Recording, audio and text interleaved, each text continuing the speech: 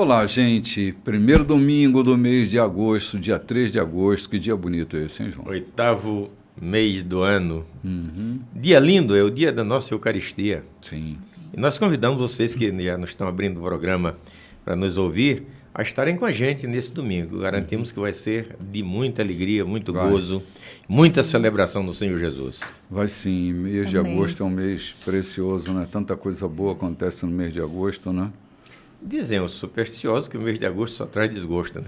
Ah, não. Ele é a gosto de Deus, está sempre ao gosto de Deus. E especialmente no texto que nós vamos ler agora, quando nos fala... Meu Deus do céu. Nos impulsiona a procurarmos coisas que... João, a gente vive muito ocupado com a dimensão da realidade que a gente vive, né? Só que há coisas para muito além daquilo que os nossos olhos e os nossos sentidos são capazes de capturar. Há um universo muito mais amplo, que é o universo da expansão. Estar em Cristo é estar em expansão. É observar as coisas por outra perspectiva. É emprestar novos olhares às realidades que víamos vivendo. A nova vida que nós recebemos de Cristo nos dá acho que foi domingo passado agora, que eu estava falando sobre essa relação entre Cristo e aquele que se une a Ele. Quando a gente se une a Cristo e vai para... Né? Oi? Lá em Gálatas, né? Sim. Capítulo 5. Falando sobre a simbiose, sobre como essa relação simbiótica, ela proporciona em nós que estamos ancorados nele uma dimensão fantástica da vida, né? Bom, mas eu não vou avançar antes da gente ler aqui, porque eu queria avançar. Tudo está escrito. Eu queria avançar porque a gente precisa preparar esse pano de fundo para entrar no texto exatamente isso. O grande problema que eu vejo é exatamente o véu que fica entre o rosto de Moisés e o povo, entre a visão de Moisés e o povo. Instituiu-se um modelo religioso de viver, Sim, que ele dita todas as regras. Já não é mais a Bíblia quem dita as regras para nos aproximarmos de Cristo. São os protocolos religiosos. E eles funcionam como um véu, nos impedem de ver as belezas que há em Cristo. E Paulo, no texto que nós vamos ler, está descortinando exatamente isso. Porque é triste a gente lembrar que toda a esperança da gente baseia-se no protocolo da religião, daquilo que temos que cumprir e não daquilo que queremos cumprir. Daquilo que temos que fazer e não daquilo que queremos fazer. Daquilo que o nosso coração em Cristo quer fazer. Mas a gente está limitado por regras, por protocolos da religião que se interpõem entre nós e Deus. Sim, e como isso reduz a grandeza do relacionamento, né? A gente fica numa relação protocolar e onde não há relacionamento. E a gente está chamando essa relação protocolar de relacionamento, né? É um apelido que não cabe, porque não é relacionamento, não tem coração aberto, não tem alma nua, não tem a dimensão da nossa fragilidade, da nossa vulnerabilidade. A gente fica escondido nos rituais. É como a lei, não é? Que era uma boa maquiagem para esconder naturezas que nunca foram transformadas. Então, aquela maquiagem produzida pelo cumprimento da regra era uma dimensão insuficiente para a grandeza da transformação, que só pode ser operada em Cristo, né? Porque o fim da lei é Cristo, justiça para todo o que crê, não é? Foi Cristo a substância que deu o verdadeiro sentido, né? Então, o cumprimento de regras não transforma, domestica, adestra, disciplina, mas não transforma, não muda a forma. O que Paulo está dizendo aqui no texto que nós vamos ler, antecipando, é que há um desespero muito grande na vida daqueles que querem conhecer a Cristo, mas viver nos seus próprios protocolos. Com a sua própria vontade, com seus próprios desejos. E Paulo vai descer aqui a linha, de forma muito linda, mostrando exatamente que esse protocolo humano não dá para viver como cristão. Não dá para viver como cristão cumprindo um protocolo meramente humano. Sim, claro que não. Vamos lá, Lloyd. Vamos lá ao texto. Vamos sim, né? Porque Cristo é essa nova vida, né? Então, se vocês estão falando sério sobre viver a nova vida da ressurreição com Cristo, ajam de acordo com ela. Busquem as coisas norteadas por Cristo. Não fiquem se arrastando por aí, cabisbaixos, absorvidos com o que está à frente de vocês. Olhem para cima e observem o que acontece ao redor de Cristo. É por aí que se deve seguir. Vejam as coisas da perspectiva dele. Ponto. Olha aí. Olha aquilo que nos espera, né? O que nos aguarda quando nós adotamos o modo ressurreição de viver. Amém. Quando nós abraçamos e nós falamos sério sobre a ressurreição, nós abraçamos o estilo ressurreição de viver, nós precisamos olhar para Cristo, tudo que está à sua volta, né? E da perspectiva dele passar a olhar as coisas. É isso que faz a mente da gente ser transformada. Transformar pela renovação da mente, ou a transformação pela renovação da mente, parte daqui, da mudança de perspectiva. Se você não mudar a sua perspectiva, se você não observar a partir de onde está Cristo, né? É de Cristo para o objeto do conflito, né? É de Cristo para fora. Se você não assumir esta cadeira dele, se não pensar da forma que ele pensa, você não vai crescer na dimensão da fé. A transformação vem a partir da mudança dos nossos paradigmas mentais. Quando o Paulo diz, falando sério, ele não está dizendo que alguém está brincando, ele está dizendo que deve ser levado a sério a tua fé. Não é apenas uma fé religiosa que te traz aos domingos, ao culto, que te faz fazer um culto doméstico em casa, que te faz ter literaturas bíblicas, que te faz distribuir folhetos, e até propalar sobre o evangelho a alguém. Ele está falando de falar sério, quando ele diz, falando sério, ele está dizendo, pensem com segurança no que eu estou dizendo para vocês. Se a fé de vocês de fato está arraigada em Cristo, comece a pensar como Ele. Comece a ter a perspectiva dele e não a própria de vocês. Isso não significa que vamos nos anular de ser seres humanos. Todavia, é que o nosso sentimento impuro, de maus desejos, de maus desígnios, daquilo que não convém a um ser social, deve ser abolido, porque a nossa perspectiva agora é a perspectiva dele. Ser ofendido e não revidar, lembra? Sim. Ser morto na cruz e não amaldiçoar aqueles que o crucificaram, apanhar, sofrer injúrias, ser confrontado, quando confrontaram ele levando aquela mulher que pega adultério, ser confrontado e ele não acusar ninguém, apenas uma sentença rápida com o dedo na areia, e o perdão vem logo a seguir. Então essa é a perspectiva de Cristo. Sim. Viver como ele. João, domingo passado, você lembrava do episódio do apedrejamento do Estevão? É que, mesmo sendo apedrejado pelos seus algozes, ele viu o céu aberto. Ele podia ter visto, se ele estivesse vivendo da perspectiva humana, o que ele via ali eram aqueles sumos sacerdotes e sacerdotes que autorizaram o seu apedrejamento, a corrupção que eles estavam praticando dentro do templo. Sim. E tudo que ele podia ver, se ele vivesse na perspectiva humana, ele via ali os malfeitos, os roubos, as bandalheiras, vamos usar um termo mais escrachado, que aqueles sacerdotes, aqueles acusadores, aqueles ordenadores do apedrejamento de Estevão faziam. Mas Pedro não estava vivendo nessa perspectiva, ou, aliás, Estevão. Ele estava vivendo a perspectiva de Cristo. Então ele olha para cima e diz, ei... Ele viu o céu aberto. Ei, aquele que vocês estão apedrejando por causa dele está lá em cima, à direita do Pai me esperando eu chegar lá. Isso é viver da perspectiva de Cristo. Para a vida ou para a morte. Viver com a perspectiva de Cristo na mente. Muito bem, não dá para viver cabisbaixo. Não dá.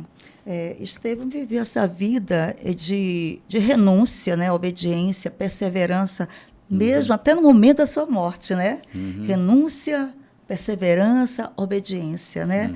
3 pilares que, se falando sério, como cristão, esse que é ressurreto, colocou esse caminho em nós, caminho da renúncia, da perseverança, caminho de seguir a Cristo. Quantas coisas a gente tem renunciado, gente, né? Na nossa vida. Quantas coisas a gente tem, que caminho é esse que mostra para a gente coisas que precisamos renunciar. E eu sempre gosto de dizer isso. O pastor João, uma vez, numa fala dele, ele estava falando sobre viver as coisas com Cristo. Eu disse, verdade, pastor João, viver as coisas com Cristo não é viver, renunciar só as coisas que precisam ser proibidas. Não, estou renunciando porque isso é proibido. Não, estou renunciando até aquilo que também é permitido.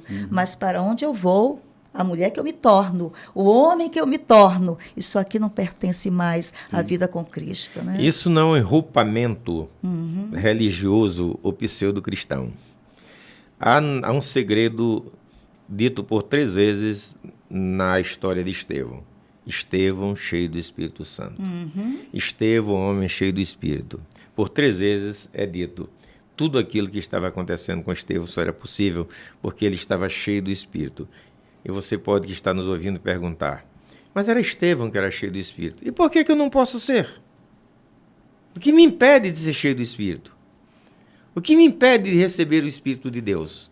Talvez a minha incredulidade, ou talvez o meu modo de viver como um pseudo-cristão, mas operando com a natureza da carne, operando com a natureza dos ímpetos da carne. Eu não suporto ver alguma coisa ilícita, mas que me traz lucro, que eu não corra para cima. Eu não posso ver alguma coisa que, mesmo sendo prejudicial ao outro, mas me traz benefício, que eu não aproveite. Isso é a natureza humana e não é a natureza de Cristo. E não é a natureza do ressurreto. E Paulo começa falando aqui, se morreram com Cristo, com ele vocês ressuscitaram e agora devem viver pela perspectiva dele. Sim, eu estava pensando aqui sobre essa coisa da renúncia que você tocou. A renúncia não é um ato de crueldade contra mim. É um ato de liberdade. Na verdade, a renúncia, que é abrir mão de um direito, não é uma tortura. Se é uma tortura, não é renúncia. A renúncia é abrir mão de um direito, porque eu sou livre para viver sem esse direito. Isso não pode produzir dentro de mim tristeza, saudade, angústia. Quem aprende a renunciar, aprende a viver em liberdade. Porque liberdade você alcança quando você é capaz de dizer não para você mesmo. Dizer não para mim mesmo é renúncia. Então, não é uma tortura. Alguns olham para a cruz e pensam na cruz como uma ferramenta de tortura. Não é. A cruz é um instrumento de matança. Não é de tortura, é de matança. O velho homem precisa da cruz. Assim como meus pulmões precisam de ar, a nova natureza, ela precisa da operação da cruz para existir, né? Senão eu vou viver numa velha natureza muito maquiada para disfarçar a velhice dessa minha natureza, né? Mas se eu quero ser uma nova criatura, uma nova natureza, uma nova criação, é preciso que a velha morra de uma vez por todas, né? No decorrer da história, nunca ninguém foi descrucificado, né? Todos que subiram na cruz foi para a morte. E Jesus disse, quem quiser ser digno, quem quiser ter relação comigo, ter um contato, ter uma verdadeira simbiose comigo, pegue cada dia a sua cruz. A sua, não a minha, né? A sua. Morra a cada dia nas suas velhas intenções. Mate aquilo que está criando diferença, criando cerceamento entre você e o Cristo. Sim. Vamos lá, Lloyd. Vamos lá. A velha vida de vocês está morta. Olha aqui. A nova vida é a vida real. Ainda que invisível aos espectadores, com Cristo em Deus, Ele é a vida de vocês. Quando Cristo, a verdadeira vida, aparecer de novo na terra, o ser verdadeiro e glorioso de vocês vai se manifestar também. Enquanto isso, estejam contentes com a obscuridade, como Cristo. Ok. Olha, gente, que beleza é isso, né? Que noção de vida real Paulo nos dá, escrevendo para os irmãos da igreja de Colossos, né?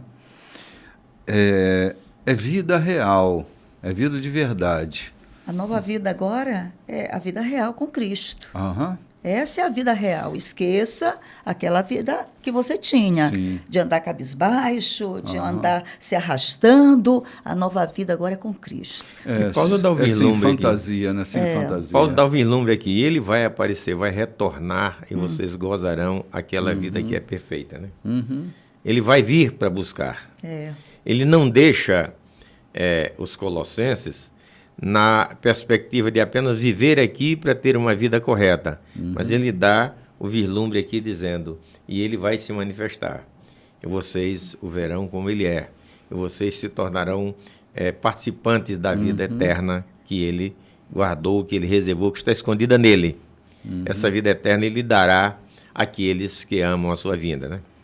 Sim, a operação, João, do Evangelho dentro de nós é tão profunda, tão cheia de sentido. Pode ser que do lado de fora as pessoas nos olhem e, como o nosso corpo físico é o mesmo, elas possam achar que não aconteceu nada com a nossa vida. Mas só nós sabemos as operações invisíveis que estão sendo feitas em nós. Nós já não somos mais as mesmas pessoas de verdade. O que o Evangelho vem operando na nossa vida nos tira completamente dessa natureza caída e antiga que operava na lei do pecado na nossa própria carne. Agora, ressurretos como nós nos tornamos, a operação do Evangelho ela tem entrado dentro de nós e tem feito operações internas que só nós e Deus sabemos o que anda acontecendo dentro de nós. A presença de Deus não é para os holofotes, não é para o palco. Que a gente se contente com a obscuridade, porque é na obscuridade que tudo está acontecendo, não é no palco, não é no glamour das lentes, não é nas lentes das redes sociais, não, é lá dentro, onde ninguém está vendo, mas que mudanças tão profundas e tão cheias de sentido têm acontecido com cada um de nós, né? Essa semana eu escrevi um comentáriozinho rápido, me aborreceu. Alguém proclamando, lá no sul do país, de uma irmã que estava sem casa para morar, morando numa palhoça, casa de madeira, e a casa caindo dos pedaços. E a igreja se manifestou, os irmãos se manifestaram e construíram uma casa digna para aquela mulher. Isso está nas redes sociais com o maior alarde. Eu escrevi dizendo, muito digno o trabalho, mas indigno o tocar da trombeta. Não precisa tocar a trombeta. Não precisa você fazer e ficar tocando trombeta. Ou seja, quando você diz, às vezes está na obscuridade aquilo que somos de fato, porque não é necessário que saia revelando. Porque Jesus falou que os fariseus alargam os filactérios, aumentam o som da campainha que estava na borda da sua roupa ou da manga, levantando os braços e orando, balançando aquilo para dizer: tem um crente orando na praça. Tem um fariseu, ou seja, tem um sacerdote orando na praça. Para quê? Só para ser visto pelos homens. E Jesus mesmo repreende dizendo: e qual é o resultado disso? Aonde chegou essa oração? Até onde ela foi? Simplesmente um alarde feito na praça. E Paulo diz assim: mesmo vivendo em obscuridade, não se incomodem com isso, não. Quando ele se manifestar, a vida de vocês será manifesta nele, né? Sim. Que coisa linda, né? Essa coisa da obscuridade que alguns não suportam, né? João citou uma experiência muito interessante do toque da trombeta que eu uso para anunciar meus fazeres, me esquecendo que grandes coisas estão sendo feitas na obscuridade. E é a obscuridade que vai nos proteger, vai nos manter no anonimato. Gente, se a maioria das pessoas que buscam o glamour, que buscam o palco, soubessem o desconforto que é, o delírio que se vive quando não se tem uma câmera para aqueles que precisam dela para se manifestar ao mundo, elas perderiam o prazer dos palcos, porque é desesperador você não estar misturado com todo mundo.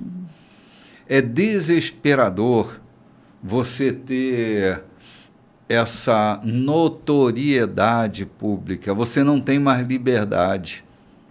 Não há mais liberdade. A notoriedade pode arrancar completamente a nossa individualidade. Fizemos uma grande festa aqui em São Luís, uma das maiores evangélicas já feita em São Luís, e eu era muito amigo do então secretário de Segurança, e fui levar o convite a ele, ele disse: não, me representa lá, por favor. E no dia da representação de cada segmento da sociedade, eu não me apresentei. E um colega que servia comigo disse: mas você perdeu a grande oportunidade. Eu disse: de quê? De me apresentar como representante da Secretaria de Segurança e amanhã exigirem, quem me vê à distância, querer de mim aquilo que eu não tenho para dar, buscar de mim aquilo que eu não tenho para oferecer. Não, meu irmão, deixa que aconteça, fica desse jeito mesmo, fica tranquilo, e amanhã eu não quero ser cobrado. Exatamente quando fala do desconforto, é exatamente isso. Era um momento de glamour para mim, estou representando o secretário de Segurança, a Secretaria de Segurança, aqui nesse grande evento. Só Deus sabe. E eu previ o que podia acontecer nos dias subsequentes. Quantas exigências ou quantos pedidos me vinham como representante naquele dia, como se eu fosse o legítimo representante. Então, essa obscuridade é muito mais sensata, ela nos traz muito mais conforto do que, na verdade, viver em glamour. Sim, João, a demanda de quem vive no palco é muito grande. Às vezes estar misturado com a multidão é o melhor lugar para se estar, né? Do que estar ali no palco, representando muitas vezes, sem nenhuma condição. Aí você tem que representar um personagem. Então, a vida real, ela é uma vida de bastidor, não uma vida de palco. Não é uma vida onde eu tenho que estar representando o tempo inteiro. Então, que a gente se contente com a obscuridade. É um bom lugar, a obscuridade. É um lugar de crescimento, né? É um lugar de avanços ali, crescimento, né, também. Sim. Eu conheci pessoas muito nobres que elas adoravam pegar o frango com a mão e comer com a mão. E elas só faziam isso em casa. Quando elas iam para o restaurante, tinham que usar talher, elas não suportavam usar talher para destrinchar o frango, né? Mas se sentiam à vontade. Mas porque eram pessoas notáveis, elas tinham que ser bem educadinhas, né? Não podia pegar a coxa do frango com a mão. Não, é bom estar no lugar onde a gente pode ser a gente. Sem medo e sem vergonha de ser, não? Lembra daquele menino que eu contei aquela história na cidade vizinha nossa aqui, que se tornou um notório profeta, e quando não tinha mais o que dar, começou a inventar? Sim. Levou os crentes a matarem o demônio em forma de serpente lá em cima de uma montanha, porque ele já não tinha mais o que oferecer. Sim, sim. Entrou em glamour. Sim. Aí a cobrança é inevitável, não. Acaba se dando o que não se tem. Verdade. Gente, vamos tomar um cafezinho? A gente volta já já.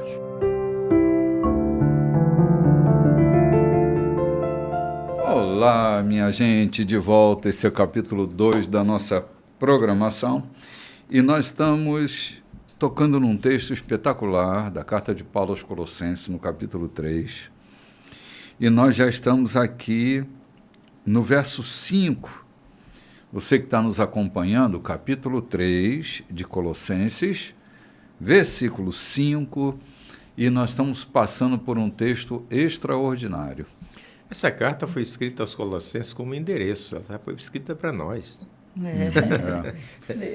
Ela só tinha que ter um endereço para poder justificar a sua escrita.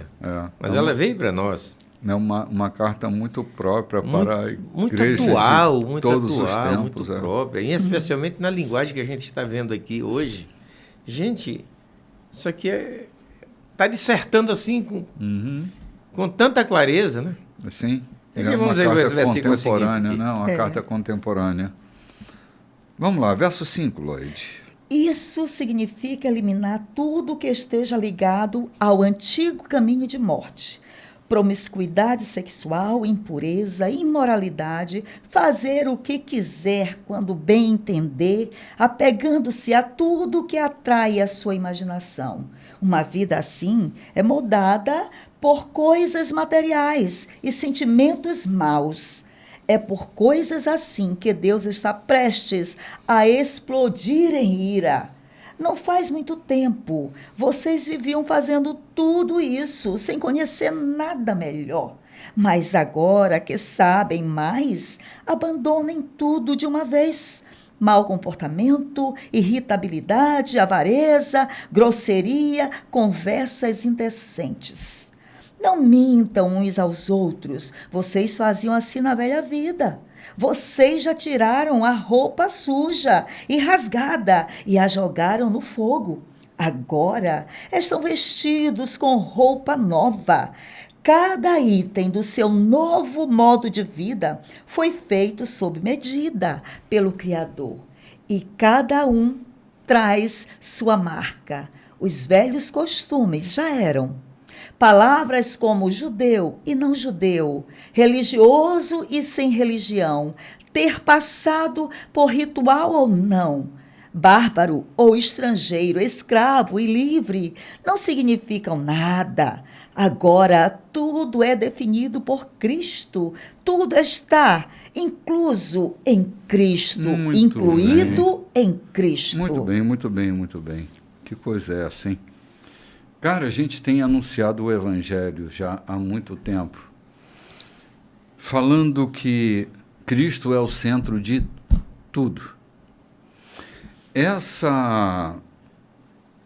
Esse conceito reducionista de colocar qualquer coisa em substituição a Cristo é um fracasso.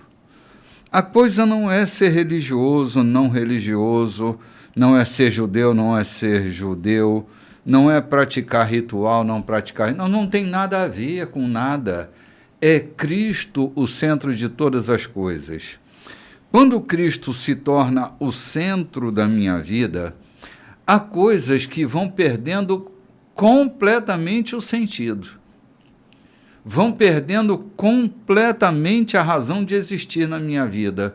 Eu vou perdendo o apetite, eu vou perdendo a admiração, eu vou perdendo o entusiasmo para coisas que estão fora de Cristo.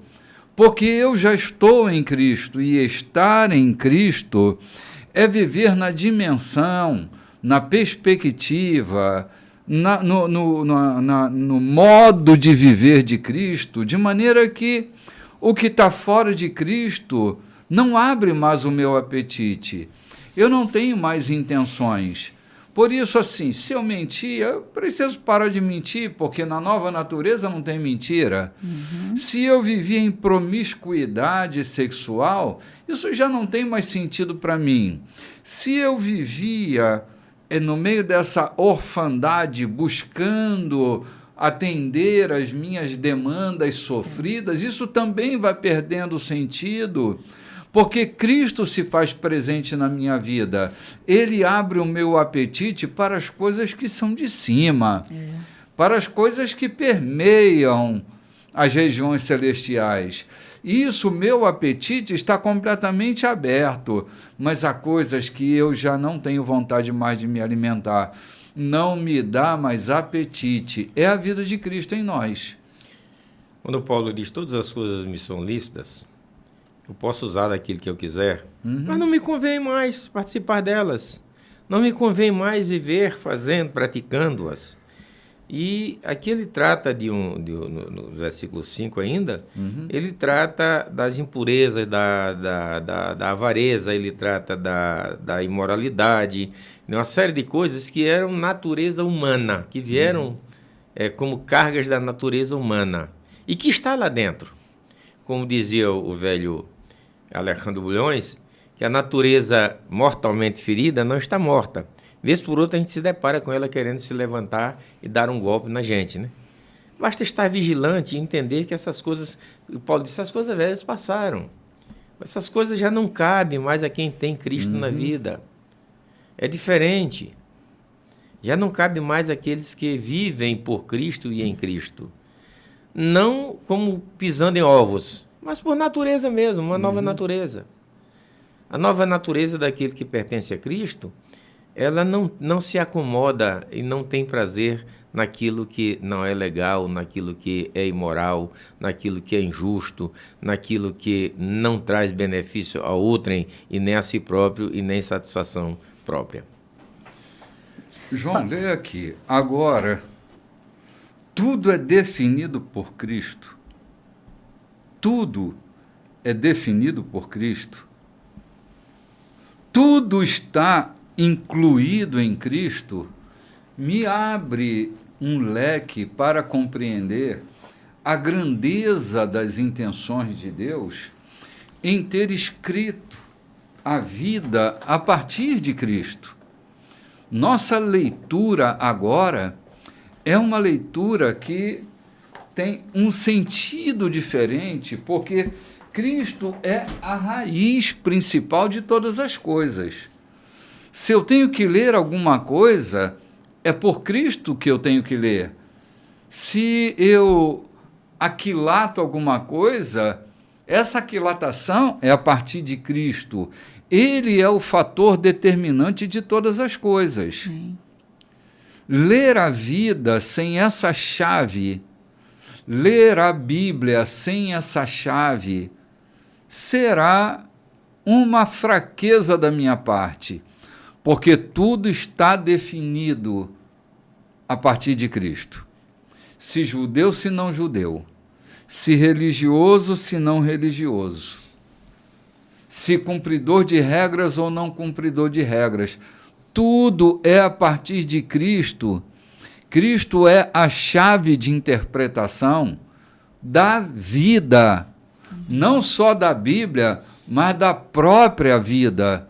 Se eu não ler a vida a partir de Cristo, porque tudo foi definido por Cristo, tudo está incluído em Cristo, eu vou me perder nos velhos conceitos, como todo mundo está perdido. Um mundo perdido fora de Cristo, conceituando coisas não a partir de Cristo, mas fora de Cristo. E todo conceito fora de Cristo será um conceito em déficit, com necessidade do revisionamento da realidade. É conceito baseado em ilusão, em fantasia, em fantasmas, não baseado na realidade, pois a nossa realidade é Cristo. Eu achei esse texto fantástico, cara. Vou até sublinhar aqui na minha Bíblia, né? É lindo o versículo 11, quando ele diz, judeu ou não judeu, tendo religião ou não tendo religião, Todos foram alcançados por Cristo. Não é a tua religião que te torna mais puro, mais santo e mais próximo de Cristo. Não é mesmo. Não de jeito nenhum. Não é o teu judaísmo, cumpridor de todas as regras, de todos os preceitos, que te faz te aproximar de Deus ou ter mais mérito com Deus do que aqueles que não são judeus. Uhum. E isso foi muito visto quando Pedro visita a casa de Cornélio, né? Uhum. Eu nunca entrei na casa do não-judeu. Ou seja, olha o tamanho da pureza, vírgula, entre aspas, que os judeus tinham, observavam, para não entrar na casa de alguém que não era judeu. Veja essa diferença, essa loucura. Eu falei domingo passado aqui, domingo passado, foi atrasado, quando eu disse que eu vi casos acontecendo horríveis. O filho está brigando lá no bar, metido numa confusão, e o pai não pode entrar lá porque é impuro lugar para separar o filho ou para trazer o filho para casa. Infelizmente, isso eu vi acontecendo, e Paulo está dizendo aqui, não é o que tem religião que não tem religião. Não é aquilo, a vida é diferente. Quem está em Cristo, nova criatura é. É diferente a sua vida, o seu procedimento, o seu sentimento. Não é por causa da sua religião, não é por causa da observação dos seus preceitos, não é por causa do dízimo de oferta que ele paga, não é por causa dos cultos que ele frequenta. É por causa de Cristo. Então, somente por causa de Cristo. E a surpresa vai ser muito grande lá no céu para muita gente que não viram uma série de gente nas igrejas fazendo religião estarem lá aos pés de Cristo.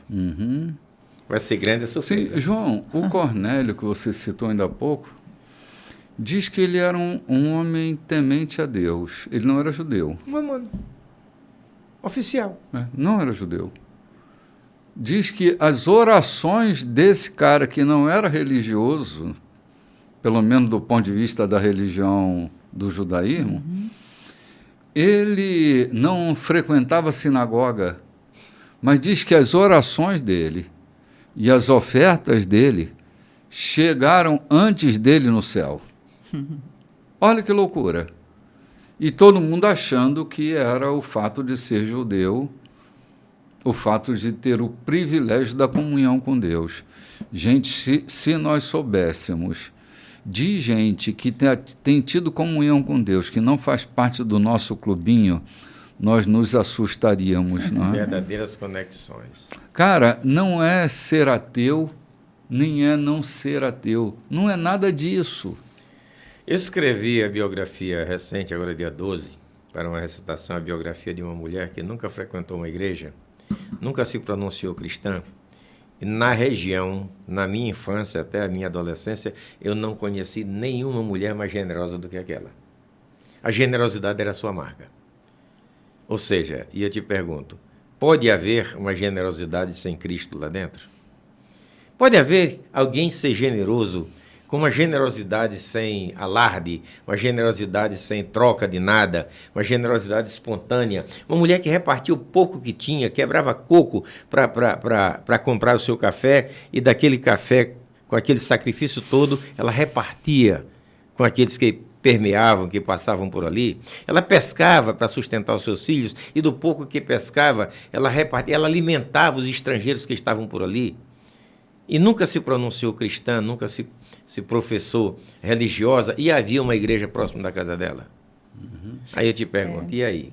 É isso que Paulo fala aqui, né? Que Cristo tem uma medida para cada um, né? Cada um tem uma medida no olhar de Cristo, né? No olhar de Cristo. Agora, no meu olhar, a gente coloca todo mundo na mesma medida, né? Na mesma régua. Mas Cristo, ele tem uma medida. Ele diz, olha, vocês agora estão com roupas novas, porque agora tem uma nova medida, né? Então, é isso, pastor João.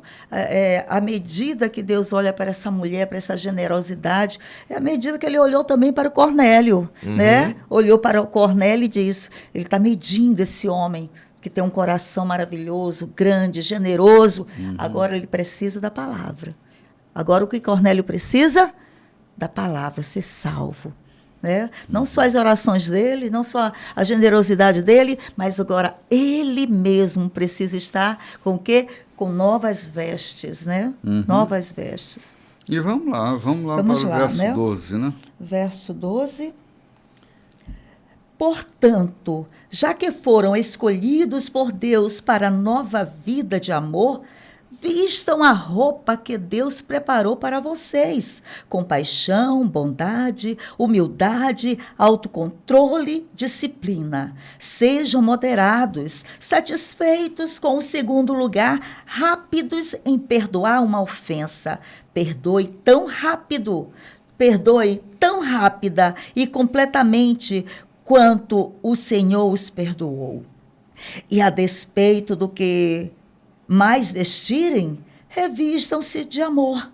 O amor é a roupa básica de vocês. Para todas as ocasiões, estejam sempre vestidos com ela. Que a paz de Cristo guarde vocês em sintonia uns com os outros. Nada de sair por aí, fazendo o que quer. Cultivem a gratidão. Que a palavra de Cristo, a mensagem, esteja no controle de tudo. Deem a ela todo o espaço da sua vida. Orientem uns aos outros, usando o bom senso. E cantem de coração para Deus. Que tudo na vida de vocês, palavras, ações e tudo mais, seja feito no nome do Senhor Jesus, com ação de graças a Deus, o Pai, a cada passo do caminho. Ok. Como Paulo, assim, essa carta ela é detalhista, né? O Paulo aqui, a gente está conhecendo um outro Paulo, muito detalhista, ele fazendo comparações. Olha como agora é a medida de Deus. Cada um é igual um alfaiate, né? Esse Deus aqui é um Deus que tira medidas. Não cabe mais isso em vocês. Agora é uma roupa nova. Né? É interessante isso. Essas metáforas que ele usa... São metáforas que facilitam muito a gente entender o que é que Deus tem como intenção, né? O amor é a roupa básica de vocês para todas as ocasiões, estejam sempre vestidos com ela. Que coisa! É igual a gente dizer, a cor, o vestido preto, ou aquele terno preto, é a roupa básica de vocês para qualquer ocasião. Você não vai errar se usá-la em várias ocasiões, né? Então, o amor Ele é isso. Ele usa essa metáfora para explicar qual é a base da vida em Cristo. Qual é a vestimenta básica, o que eu devo usar o tempo inteiro e estarei bem vestido. Amar, ame profundamente, ame intenso, ame largamente, porque o amor caberá em toda e qualquer situação da vida, né? E o perdão? Ele fala, perdoe sempre e rapidamente. Sim, porque um perdão que se tarda, ele vai gerando muito estrago no meio do caminho até que ele cesse. Ele vai gerando amargura, vai gerando tristeza, vai gerando vingança, vai gerando um monte de coisa. Quanto mais rápido perdoar, mais livre dos efeitos do não perdão a gente vai tendo, né? Lembra como aquele churume que sai do carro de lixo, vai contaminando e deixando feto da estrada. Sim. Você lembra como ele sugeriu para que aquelas duas irmãs que estavam brigadas na igreja, que se voltassem a se falar, a se perdoar, porque não valia a pena. Né? Tanto tempo ele lembrou, olha, essas irmãs caminharam comigo, fundaram trabalho, elas são irmãs ali maravilhosas, faz com que elas façam as pazes, para que os filhos dela, olha aí, para que os filhos, a descendência, o quê? Não vejam, não guarde ressentimentos. No versículo 5, Paulo diz aqui, coisas que são no caminho da morte, como a promiscuidade sexual, a impureza, a imoralidade, fazer o que dá na cabeça, o que bem entender. Ele chama isso caminho de morte. Já no versículo que se leu agora abaixo, ele diz, e vestidos da nova roupa, vocês têm novas atitudes, ao invés de fazer aquilo que dava na cabeça, aquilo que leva à morte, aquilo que vocês entendiam de fazer e faziam sem nenhum escrúpulo. Agora é diferente, vestido com a nova roupa, revestidos de Cristo, agora vocês podem usar a bondade, a misericórdia, vocês podem usar a generosidade, vocês podem, porque isso é qualidade daqueles que pertencem a Cristo, e sobretudo, o amor. E, sobretudo, o amor. Porque muita gente pode ser generoso sem amor. apenas para receber um flash, né? Apenas porque se incomodou com alguém que estava lá debaixo da ponte e foi levar sopa para ele. Mas nunca se incomodou de conhecer aquela pessoa e saber que ali tem tanta gente que tudo que está precisando é vem cá, toma um banho, você tem capacidade de voltar para a sua família e ser alguém digno. Mas fazer para receber holofote, fazer para receber glória. E ele está dizendo, faça com amor. O amor é, na verdade, o tempero, o amor, na verdade, é a base fundamental para que faça essas coisas que já não são mais do caminho da morte, né? Mas do caminho da vida, daqueles que pertencem a Cristo. Cara, lendo aqui, nada de sair por aí fazendo o que quer. Gente, eu quando era menino tinha um conceito de liberdade que hoje, na minha fase mais adulta, eu paro para refletir e ver que na minha adolescência esse conceito de liberdade estava equivocado. Que liberdade era fazer o que a gente quer, o que dá na cabeça. Isso, se você conversar com alguém, a Malu Mader e tantas outras pessoas que foram daquela juventude livre, né? Da Jovem Guarda, hoje na maturidade deles, se conversar, eles vão ver, você vai ver quanto arrependimento eles têm de ter usado toda a liberdade, a pseudo-liberdade que tiveram para fazer o que deu na cabeça deles. E hoje eu tenho impressão que conversar com qualquer um deles vai ver a angústia e o arrependimento que eles têm de terem feito aquela loucura chamada Jovem Guarda, né? Tem muitos movimentos surgiram. Juventude transviada, né? Mas outros movimentos, como a Tropicália, o movimento hippie, todo esse movimento da década de 60, 70, 80, né? Foram movimentos de liberdade proposta, mas de uma liberdade que não era liberdade, pois mantinha os praticantes dessa liberdade escravos de si mesmos, né? Escravo de vícios, escravo da sexualidade, escravo das suas próprias loucuras, né? O conceito de liberdade abordado por Immanuel Kant é muito interessante, porque ele é meio que paulino nessa questão, né? Ele diz que liberdade é não fazer o que se deseja. Ou seja, eu preciso saber se eu quero o que eu desejo, se eu posso o que eu desejo, se eu consigo o que eu desejo. Se eu sou escravo do meu desejo, eu não sou livre. Eu sou refém de mim mesmo, porque a verdadeira liberdade me liberta até de mim mesmo. E nisso o Evangelho é preponderante, na capacidade de me libertar de mim mesmo. Nada de sair por aí fazendo o que quer. Cultivem a gratidão. Que a palavra de Cristo, a mensagem, esteja no controle de tudo. Deem a ela todo o espaço da vida. Orientem uns aos outros usando bom senso. E cantem de coração para Deus, que tudo na vida de vocês, palavras, ações e tudo mais, seja feito no nome do Senhor Jesus, com ações de graças a Deus, o Pai, a cada passo do caminho.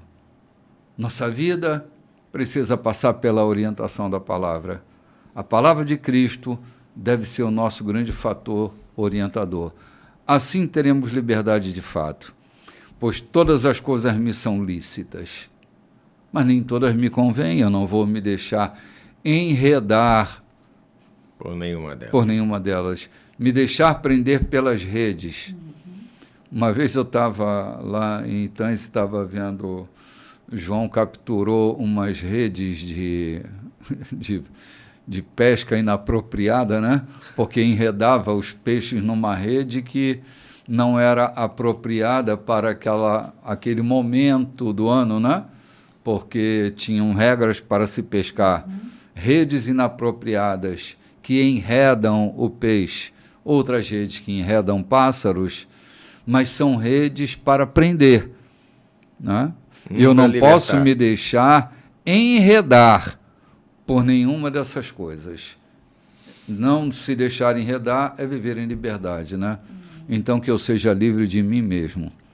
E assim possa viver na dimensão dessa palavra do Evangelho. É a mensagem que me captura tão maravilhosamente e me remete a uma imagem da perfeição de Cristo, né? A Ele, a prioridade da minha vida e da sua vida, nós que amamos o Evangelho e seguimos a Jesus. Amém. Gente, nós vamos dar uma paradinha aqui para tomar um cafezinho. Eu espero que você esteja aí tomando seu café, seu chibé, sua tapioca, seu pãozinho com manteiga. E a gente volta já já, logo depois do intervalo. Olá, gente, estamos de volta. Esse é o terceiro bloco da nossa programação. Estamos velozmente correndo pelo texto de Colossenses capítulo 3, dando toques em cada texto extraordinário que aqui está. E é um texto de muita instrução para a igreja, para que ela viva uma vida que tenha verdadeiro sentido. Paulo está detalhadamente tocando na vida da igreja para instruí-la passo a passo no caminho da vida. E ele vai descer agora a comentários nas relações mais domésticas do ser humano. A relação entre o marido e a mulher e o marido, entre pais e filhos, filhos e pais, instruindo por uma vida familiar mais ordeira, mais leve e melhor de ser vivida, né? Vamos acompanhar agora a instrução que vem do verso 12 do capítulo 3 da carta de Paulo aos Colossenses. Nós vamos à leitura, Lloyd, do texto. Seria o verso 18? 18, sim. Certo. Esposas, compreendam e apoiem o marido, submetendo-se a eles de forma que honre o Senhor. Maridos, amem a esposa, não hajam como aproveitadores delas. Filhos, façam o que os seus pais mandam. Isso alegra muito ao Senhor. Pais, não sejam severos demais com seus filhos, pois acabarão esmagando o espírito deles. Vamos parar aqui, primeiro, para essa relação doméstica, né? Caramba, são instruções tão simples, mas instruções tão importantes para o núcleo familiar. João, quando um homem tem... E a gente estava falando isso em off ainda há pouquinho, né, João? Uhum. Quando um homem tem uma mulher que é capaz de compreender e apoiar o seu marido, isso muda tanto a vida familiar. Tem uma música do Gonzaguinha que ele diz que guerreiros são meninos no fundo do peito, né? Uhum. Todo homem que é um guerreiro é um menino no fundo do peito. Ou seja, há coisas na vida... Eu e João já somos já somos homens maduros, e nós podemos testemunhar isso, que tudo que a gente precisa, às vezes, ouvir da esposa é: meu bem, eu continuo contigo, eu te apoio, eu estou do teu lado, vamos lá que vai dar certo, eu estou orando com você.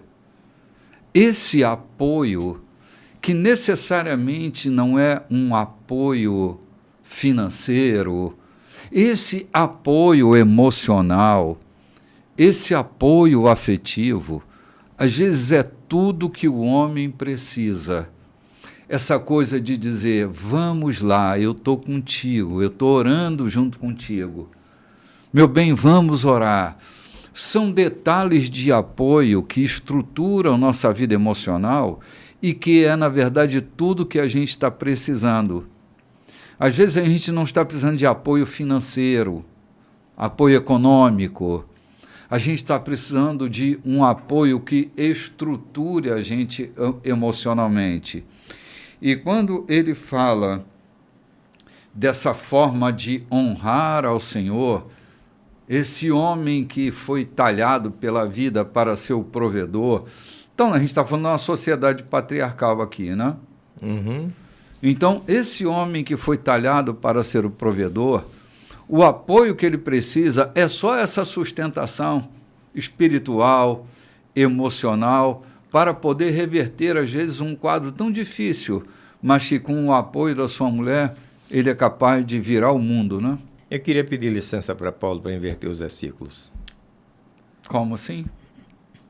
Colocar o 19 no lugar do 18, o 18 no lugar do 19. Porque eu entendo o seguinte: maridos, amem a esposa, não se aproveitem dela. Uma mulher bem amada, ela tem tudo para tá apoiar certo, o marido. Exatamente. Uma mulher que é amada, ela tem tudo para dar apoio ao marido, para ser submissa. E a submissão aqui não quer dizer... Na verdade, submissão não é aquilo que nós entendemos por sujeição. Submissão é estar com a missão com ele. Subsecretário, subcomandante é aquele que comanda junto, né? O copiloto ou subpiloto é aquele que comanda o avião junto com o piloto. O subcomandante comanda junto com o comandante. Então, a submissão é a mulher que está junto com a missão do marido para fazê-lo cumprir. Submissão não quer dizer sujeição. Não é subjugar. É submeter-se. Submeter-se quer dizer participar da missão que cabe ao marido. É isso que Paulo quer dizer aqui. Então, quando o marido ama e uma mulher é bem amada, e amor não quer dizer só trazer flores e dar cobrir de joias, que eu conheço muito canalhas por aí, que são verdadeiros canalhas lá fora. Donos de floricultura. E cobrem as esposas de joias exatamente para cobrir a canalice deles. Isso não é amar. Isso muitas vezes é comprar o silêncio e a canalice. Então, amar é muito mais do que isso. Na verdade, é compreender. Na verdade, não é calar-se diante de, às vezes, loucuras que elas começam a fazer. Tem mulheres que são perdulárias, que tudo que pegam do marido só sabem comprar, gastar. Talvez porque não são amadas. Mas se o marido amá-las e instruí-las, elas com certeza terão o respeito, passam a compreendê-los melhor e a submeter-se, ou seja, a cumprir a missão junto com ele, a missão que é do marido. É triste saber ou perceber que há milhares de obreiros por aí que a esposa não tem nada com a missão dele, que odeia a missão pastoral. Mas quando Paulo diz aqui, sede submissas, quer dizer, estejam com ele na missão. Talvez por falta de compreensão. Infelizmente, me desculpem, eu não quero aqui dedurar ninguém, mas é lamentável que a gente tenha amigos, colegas, que a esposa não participa da missão com ele porque ele acha que a missão dela é cuidar dos filhos. Então, ele veste o paletó, aperta a gravata, senta na cadeira, vê o texto bíblico, vai caminhando na frente para a igreja e deixa ela vir com a renca de filho, se atrapalhando, tendo dificuldades, acomodando-os na igreja, e quando chega em casa, se os meninos foram mal comportados, ela ainda leva uma reprimenda. A culpa é dela, né? A culpa é dela. E, por conseguinte, ela não se torna submissa a ele, ou seja, não participa da missão, porque ele a privou de fazê-la. Então, quando ele diz, é por isso que eu pedi permissão para trocar os versículos e dizer a ordem. Amem as suas esposas de forma a compreender e a entender que essa carga de filhos não é só dela. Foi vocês dois que geraram, é vocês dois que criam. Então, na igreja, você não é o pastor da tribuna e ela é responsável pelos filhos. Ela é pastora também com você. Então, ela tem a mesma participação ou a subparticipação, que é apoiar a tua missão como pastor. E você apoiar a missão dela como mãe. E ela passa a compreender. Mulheres amadas, esposas amadas, compreendem, submetem-se e acompanham os maridos nas suas missões.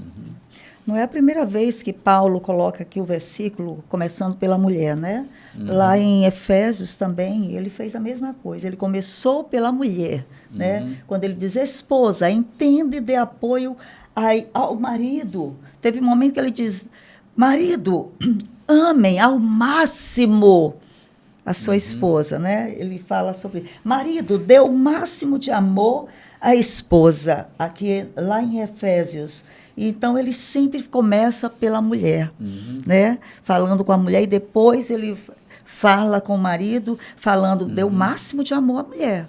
Ame de uma forma... Aí teve um outro momento que ele chegou e disse, faça como Cristo fez. Seja capaz de morrer por ela. Mostre-se capaz de morrer por ela. Sim. Mostre sua disposição de morrer por ela. João, já que a onda é inverter versículo, vou inverter também o 21 com o 20, que diz, pais, não sejam severos demais com os filhos, pois acabarão esmagando o espírito deles. Isso aqui é sério. Sério. Porque não é incomum, Lloyd e João, pais que são tão fortes que os filhos não têm oportunidade de sobreviver.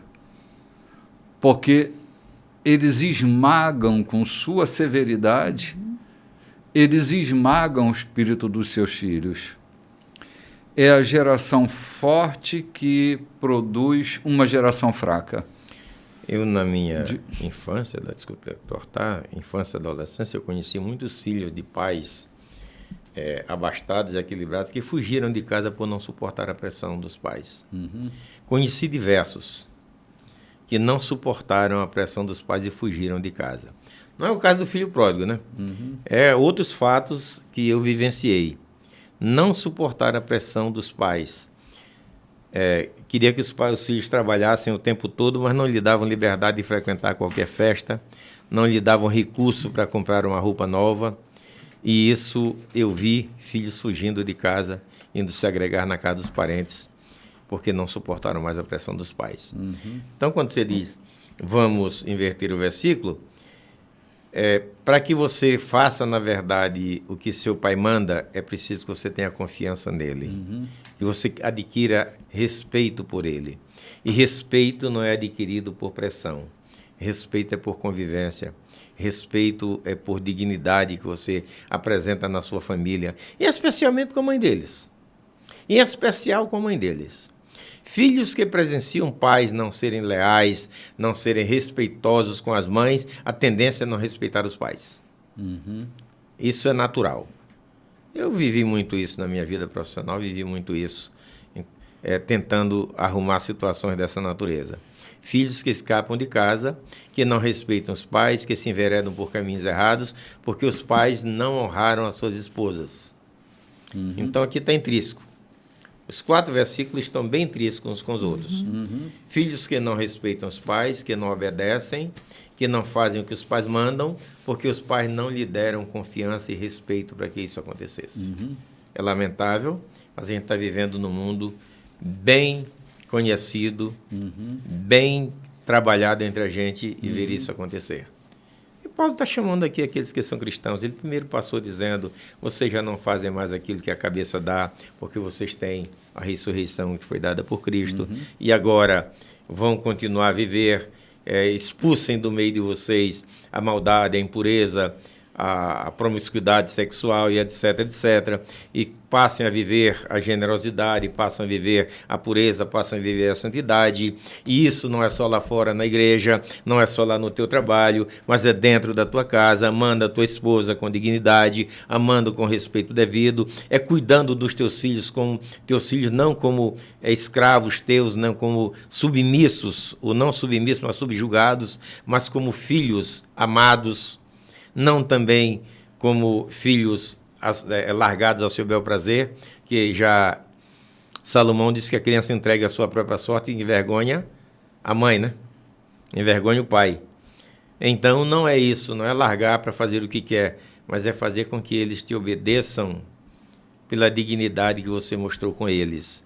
É fazendo com que eles te sigam, cumpram os seus deveres contigo, pelo pai que você mostrou ser com eles e não pelo tirano que você foi com eles dentro de casa. João diz que quando os pais são perfeitos, os filhos não têm condições de sobreviver. Porque os filhos acabam sobrevivendo na fraqueza e na limitação dos seus pais. Se a gente tem pai muito perfeito, parece que a vida nos traga. Olhando para esse versículo, eu fico muito assustado com a severidade de alguns pais muito fortes que estão esmagando o espírito dos seus filhos e não estão percebendo isso. É lamentável, bispo, que 90% dos obreiros que conhecemos não têm os seus filhos integrados nas suas igrejas, porque esmagaram com a sua religião, com a austeridade das regras religiosas. É indiscutível, isso é realidade. Mais da metade dos pastores hoje, dos clérigos hoje, não tem os seus filhos ao seu lado fazendo a obra consigo. E é lamentável que muitos forçam a barra e depois quebram a cara. Colocam seus filhos para serem seus sucessores quando não os prepararam. Apenas fizeram seguir como o patinho segue a pata no caminho da água, né? Não é isso. É lamentável e, como você acaba de dizer, pais perfeitos. Entre aspas. Entre aspas, sim. Entre aspas. Sim. É que a força desses pais que se veem perfeitos, elas são como uma draga que vai arrancando tudo que vê pela frente. Vai aplanando de uma maneira muito violenta o solo e não resta muita coisa para prosperar. Filhos que não têm a oportunidade de sobreviver por uma brecha, porque foram completamente esmagados. Cerceados. Sim. Pais fortes, filhos fracos. É uma regra absurda, mas uma regra que a gente tem visto civilização, pós-civilização se concluir, né? Que nós tenhamos um pouco mais de flexibilidade, um pouco mais de humanidade no nosso trato, nas relações familiares. Homens que respeitam suas mulheres criam uma sociedade mais possível de ser vivida. Mulheres que honram seus maridos, é uma sociedade boa de se viver. Nossa conversa em off era justamente isso, né? Que há mulheres que não respeitam seus maridos, não honram seus maridos. E isso vira uma vida insuportável de ser vivida, que o casamento termina nem sempre com um escândalo, mas com o desamor, tomando conta das relações, silencioso. E há os que vão viver casados, mas separados no coração a vida inteira, porque não cabe mais, não tem mais estímulo, não tem mais amor na relação. O que há é uma obediência ao trato social, mas não há mais amor. O que segura, na verdade, é o contrato social. Sim. E não a relação. João, não é a briga, desculpe aqui, não tem nada a ver com o texto, mas só para a gente pensar, não é o que a gente vê, a defesa,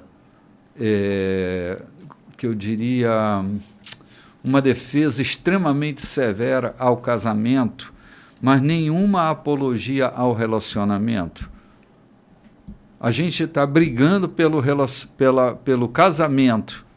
Pela aparência. Sim, pela instituição.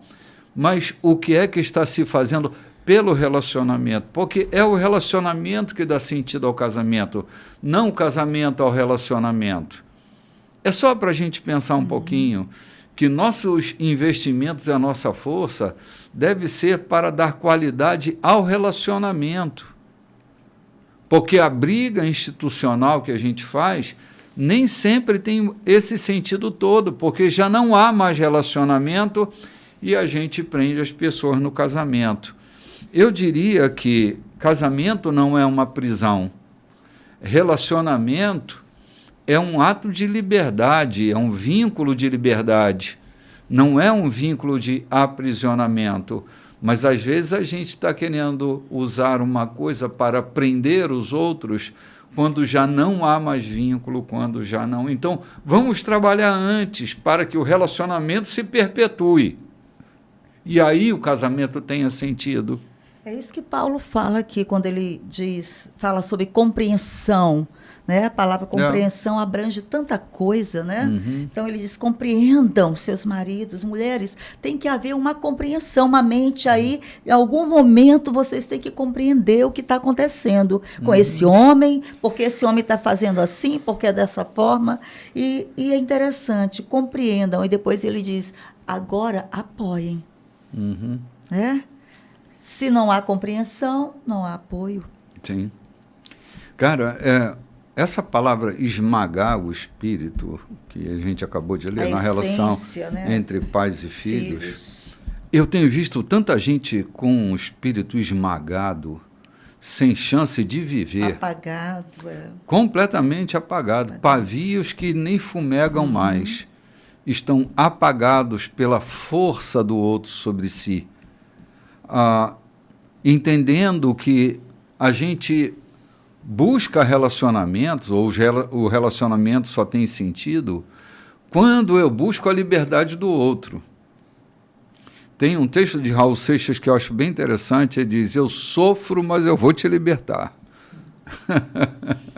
O amor só existe em liberdade, o ciúme é pura vaidade. Texto de Raul Seixas, né? Ok? A gente está na modinha do Raul Seixas agora, eu estou lembrando aqui uma frase dele, de uma poesia fantástica dele, né? Porque o amor é aqui, eu sofro, mas eu vou te libertar. Não vou fazer você depender de mim, entende? Eu vou te libertar, não fazer você depender de mim.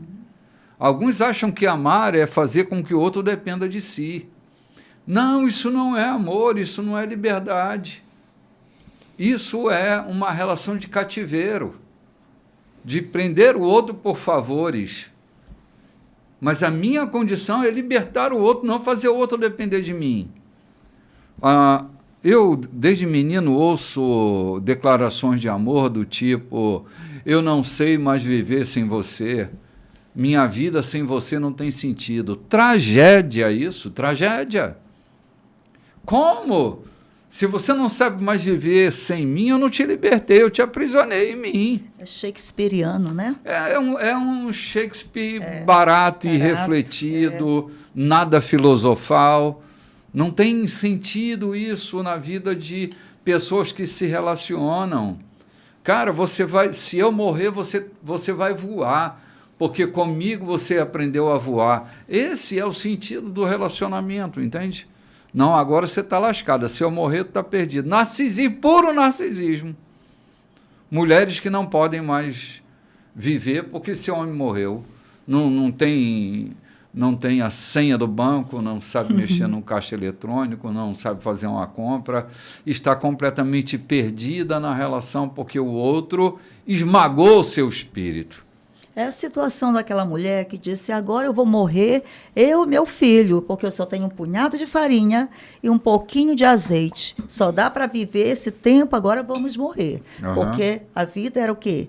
Era apegada ao homem, aquele homem, que agora ela era uma viúva, não tinha mais sentido na vida. Não sabia nem esmagar a azeitona, né? Não obstante isso, aquela outra, quando viu a dívida do marido, entendeu? Ela tomou liberdade e foi atrás do profeta. Ei, tem aqui 2 contas que você me deve. Uma trabalhista e a outra de promessa. Aquela mulher invocou 2 dívidas para Eliseu. Uma dívida trabalhista. Meu marido trabalhou no teu seminário, seguro de vida, seguro-desemprego, nada. Morreu e ficou devendo. Cadê o FGTS? Né? Cadê o FGTS? Por outro lado, há uma dívida também moral, uma dívida, vamos dizer assim, religiosa, quando diz que aos filhos dos que o temem, bem nenhum lhe falta. Tu sabe que ele temia a Deus. Então, meus filhos não podem ser vendidos, porque está escrito que aos filhos dos que o temem, bem nenhum lhe falta. Como é que meus filhos podem ser vendidos se o meu marido temia a Deus? Eu estou acabando de dizer que ele temia a Deus. Te vira, profeta. Ou seja, mulheres que não estão submissas, apesar das circunstâncias, mas não estão presas à morte do marido. Não morreram com a morte do marido. Há muita gente por aí que morre a morte do outro. O outro está enterrado e ele está morto aqui, perambulando. Há muita gente. É verdade, João. Que o outro morreu e ele está morto aqui, é um cadáver ambulante por aí. Como a Loide acaba de dizer, dependendo da morte que está chegando, porque acabou o suprimento que ele deixou. Eu vou catar uns gravetinhos.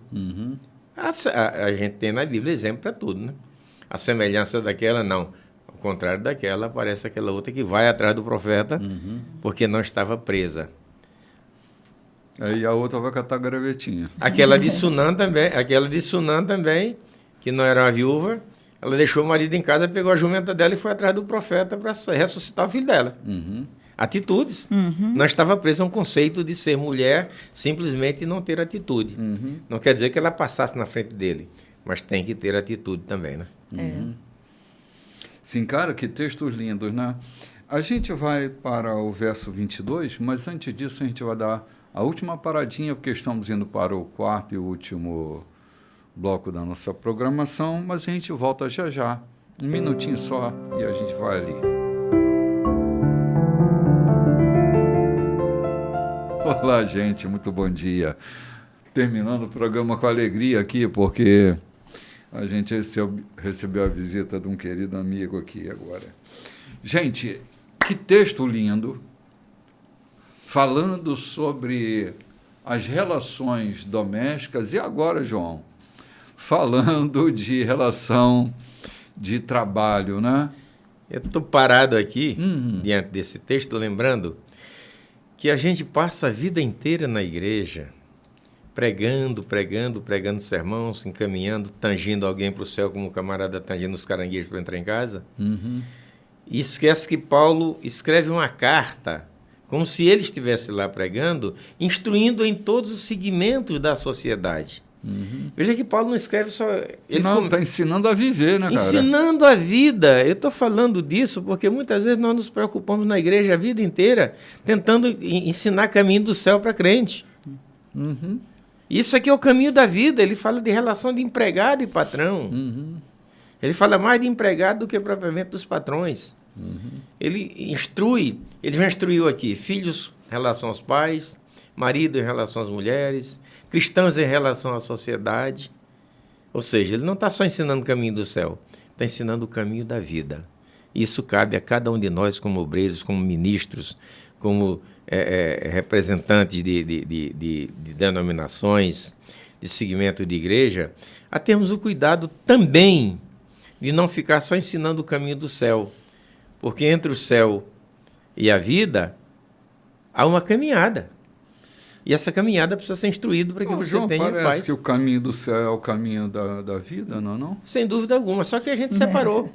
A gente criou uma cisão no caminho, achando que a vida é uma coisa, a vida aqui é uma coisa e a vida eterna é outra coisa. A gente criou essa cisão por muito tempo.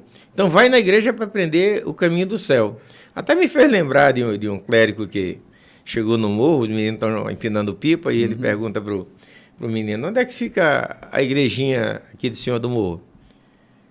Você sobe à esquerda, atravessa para a direita, desce a ladeira. Menino, não quer uma moeda para tu me levar lá? Tá tudo bem, me dê a moeda. Aí no caminho ele pergunta para o clérigo: você vai fazer o que na igreja? Você vai ensinar o caminho do céu aos pecadores. Pô, você não sabe o caminho da igreja, como é que você sabe ensinar o caminho do céu para os outros? Está perdido no caminho da igreja. Há muita gente que não sabe o caminho da vida, tentando ensinar o caminho do céu. Gente, para chegar no céu passa pela vida. Por que Deus nos colocou aqui? É uma pergunta que muita gente faz. Por que Deus nos colocou na terra? Para que nos colocou na terra? Só para um dia chegarmos no céu? Não faz sentido.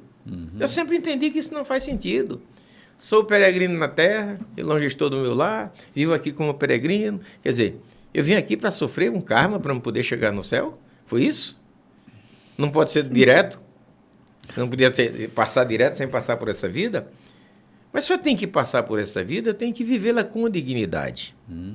E trazer o reino de Deus à terra.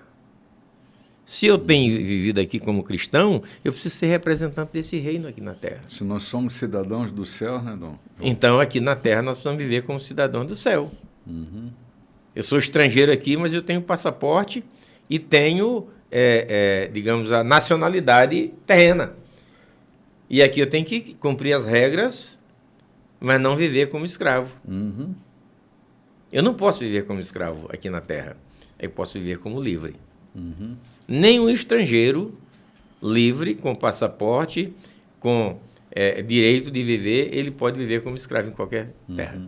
Sim. Está livre, né? Ele está livre. Ok, olha só, João, a instrução que vem agora. Verso 22, né, Loide? 22. Empregados, façam o que for dito por seus patrões. Não façam apenas o mínimo exigido, e sim o melhor que puderem. Trabalhem de coração para o real Senhor de vocês, para Deus, pois serão plenamente recompensados quando receberem sua herança. Lembrem-se de que, no fim das contas, o Senhor que vocês estão servindo é Cristo. O empregado mal-humorado, que só faz trabalho de má qualidade, terá de prestar contas. Ser um seguidor de Jesus não cobre o serviço mal feito de vocês. Okay. Meu Deus do céu, que loucura, hein? Isso aí pegou pesado. E eu vou começar dizendo, há muita gente, há muito crente, empregado, que rouba o horário do trabalho para ler a Bíblia escondidas no banheiro. Há muito crente por aí que rouba do patrão o horário porque ele tem uma tabela de oração. Então ele vai orar, ele tem que orar 3 vezes ao dia, no horário que ele deve estar trabalhando, ele vai para o banheiro, para um canto para orar. Ele está roubando, não interessa se ele está orando pelo patrão ou pela empresa, mas ele está roubando.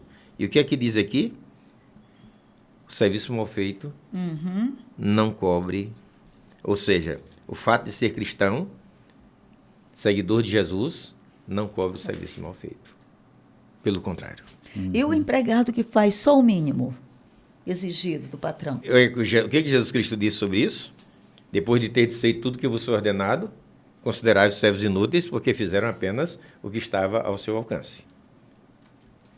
A gente conhece tanta história linda de pessoas que faziam além do combinado, que saíam do trabalho falando com todo mundo, vendo que estava apagado, que estava mal fechado, e muitas vezes se tornaram gerente da loja, se tornaram proprietário, quando os patrões se foram, quando os patrões quiseram vender a loja, se tornaram o próximo dono, porque fizeram além daquilo que estava combinado. E não há maltrato nenhum você fazer além do que está combinado. Sim. Desde que não te escravize. Mas, infelizmente, a gente tem encontrado tanta questão na justiça de empregados que a função dele era simplesmente varrer, limpar a sala, mas se ele foi algumas vezes levado a levar água para o patrão, ele entra na justiça porque é desvio de função. Vocês já sabiam disso? E entre eles muitos cristãos. É lamentável. É lamentável que... O conceito, João, de excelência, ele se baseia aqui. A palavra excelência nasce de um verbo, o verbo exceler. É um verbo da língua portuguesa. Exceler é superar na expectativa. Quando é que eu me torno excelente? Quando eu excelo. Quando, além de varrer o chão, eu também passo um pano úmido. Perfumado para deixar o ambiente agradável. Eu também coloco um desinfetante. Quando eu passo um pano nos móveis e tiro a poeira. Eu excelo quando eu entrego aquilo que está além da expectativa. Quando eu entrego a quem, né, não façam apenas o mínimo exigido, sim o melhor que puderem. Esse melhor que puderem é aquilo que nos torna sujeitos excelentes.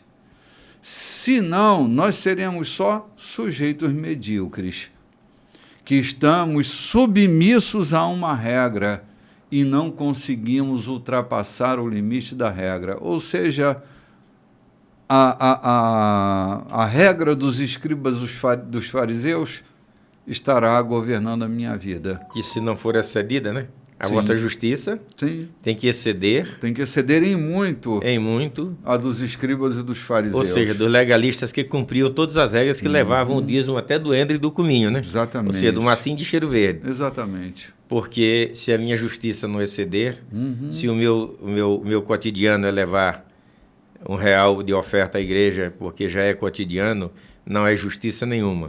Eu preciso ter sentimento para levar aquilo, mesmo que seja aqueles R$2, mas com sentimento de excelência, de querer um dia chegar mais do que isso. E eu não estou falando aqui de oferta de igreja, estou falando de exceder, na verdade.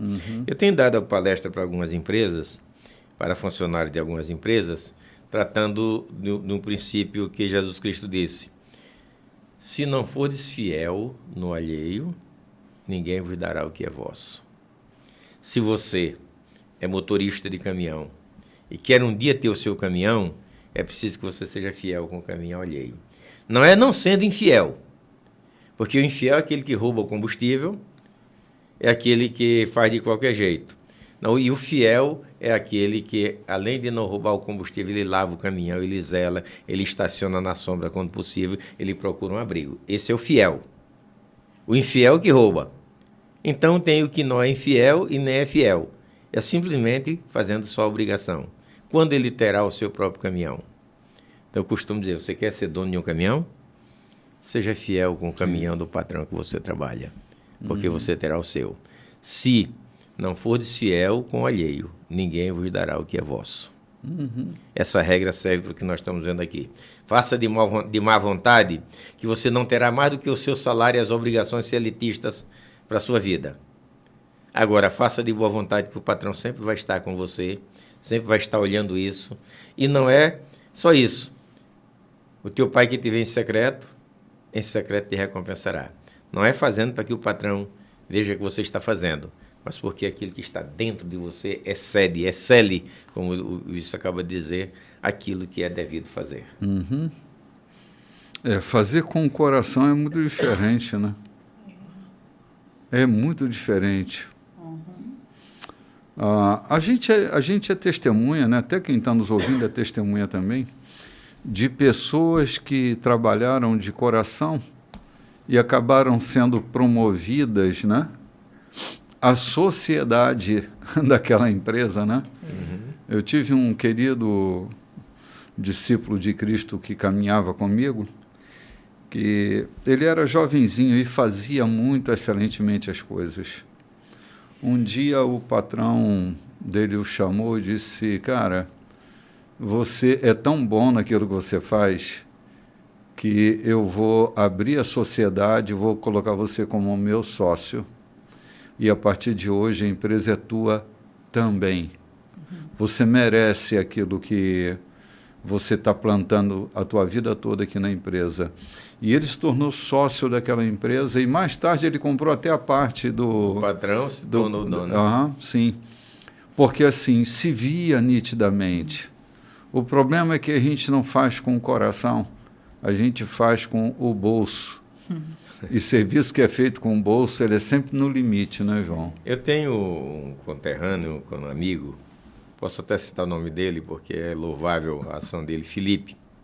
Felipe foi trabalhar numa dessas lojas de carne da ilha, e ele sempre foi açougueiro com o pai dele lá na Feira do Anjo da Guarda, e ele foi trabalhar numa dessas tribal da vida. E todas as vezes que ele chegava, arrumava o balcão, ele ia lá fora e se fazia de freguês, para ver se agradava a forma que estava arrumada. E o patrão começou a ver aquilo. Ele arrumava o balcão, arrumava a parte que ele trabalhava todinho. Fazia a exposição, né? Ia lá fora, a certa distância, e vinha caminhando para ver se a exposição que ele tinha feito agradava ele como cliente. Aquilo chamou tanta atenção do patrão que o promoveu a gerente da loja. Aconteceu com o Felipe. Tornou-se gerente da loja. Para você ver, quando você coloca o coração nas coisas, elas começam a funcionar, né? Quando se coloca o coração, as pessoas vão atrás de um curso para melhorar, né? Pagam, às vezes mesmo.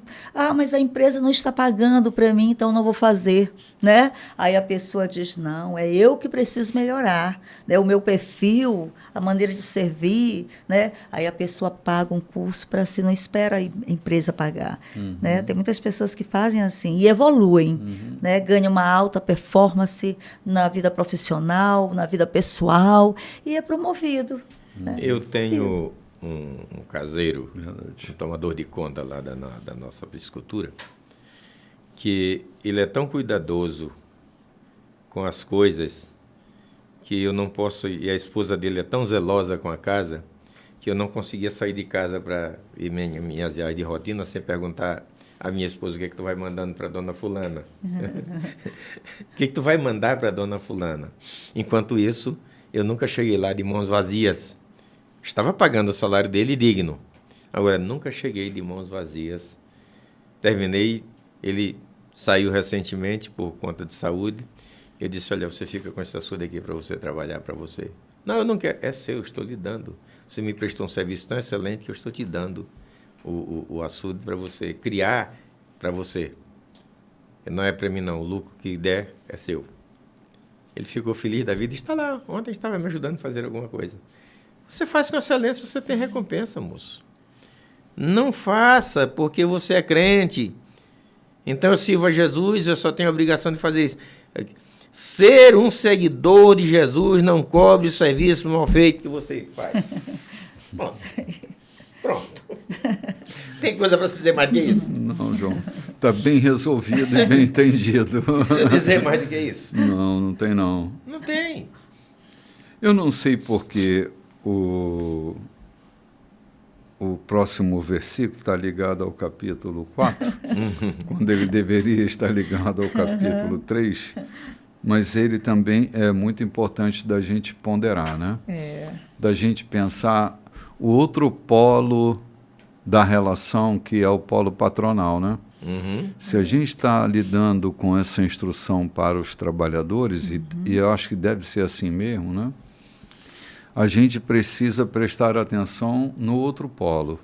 Como é que eu, como patrão nessa relação, devo me comportar com relação àquele cara que presta esse serviço, que é um cara que precisa ser visto, olhado, percebido, né?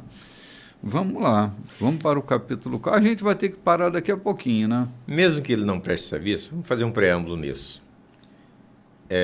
A lei trabalhista diz que alguém tem que prestar X horas para o meu serviço.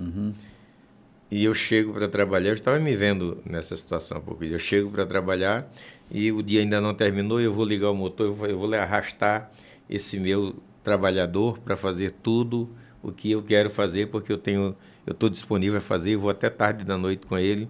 Essa madrugada de domingo agora, ele levantou 5 da manhã para dar uma tarrafiada e pegar uns peixes para me trazer para casa. E eu não olhar isso, eu não estou sendo justo. Eu não compensar isso com alguma coisa, eu estou sendo injusto. Porque a lei trabalhista me permite que ele trabalhe 8 horas, 10 horas, de acordo com o meu contrato com ele, né? Então eu pago um salário para ele trabalhar 8 horas por dia para mim. E se eu passo disso e eu não ver isso, eu estou sendo injusto, eu estou sendo um mau patrão. Eu acho que não cabe também como cristão fazer isso.